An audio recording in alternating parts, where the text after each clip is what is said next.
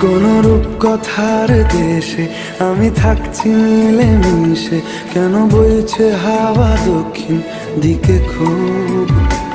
সে কি দেখতে পেয়েও পায় না, নাকি দেখতে আমায় চায় না?